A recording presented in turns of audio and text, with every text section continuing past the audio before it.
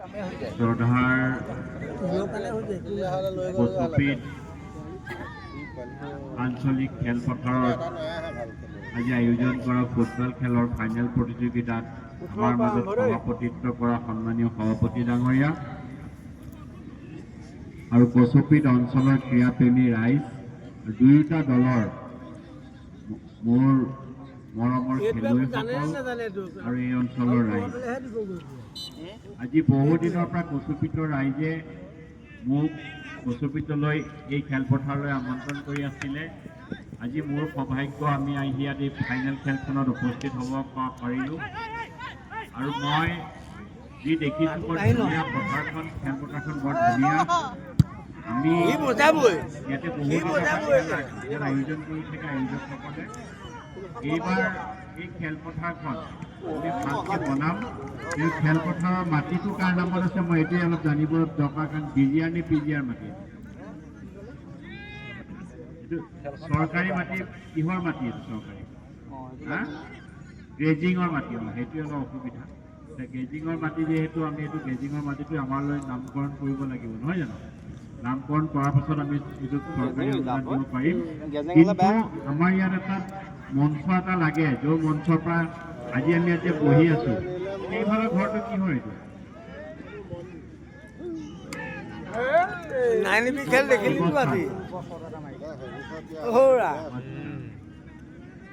থাকিলে ইয়াত কোনোবা এটা মঞ্চ নাই,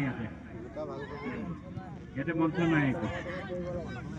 আমি খেলপথাৰখন ধুনীয়াকৈ বনাব লাগিব, অলপ ভালকৈ গলকি পোষ্ট পাৰ্মানেণ্ট গলকি পোষ্ট দি পেলাই খেলপথাৰখন এখন ধুনীয়া বনাই এটা মঞ্চ অলপ সৰুকৈ বনাম।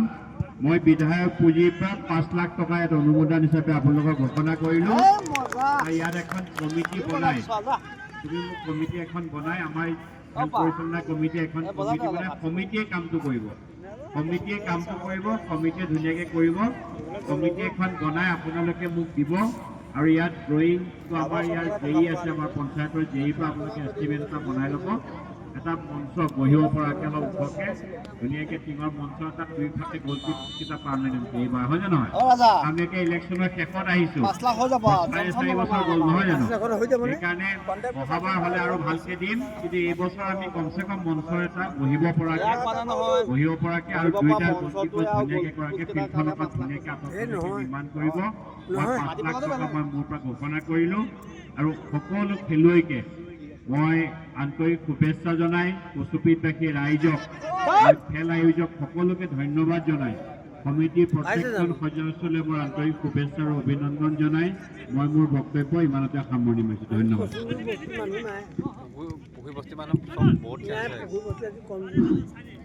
গহপুৰ সমষ্টিৰ বিধায়ক মাননীয় জিতু গোস্বামীদেৱে যিটো ঘোষণা কৰিলে, সদৌ কচুপীৰ ৰাইজ এই ঘোষণা সন্তুষ্ট হৈছে আৰু তেখেতক আমি আমাৰ কমিটিৰ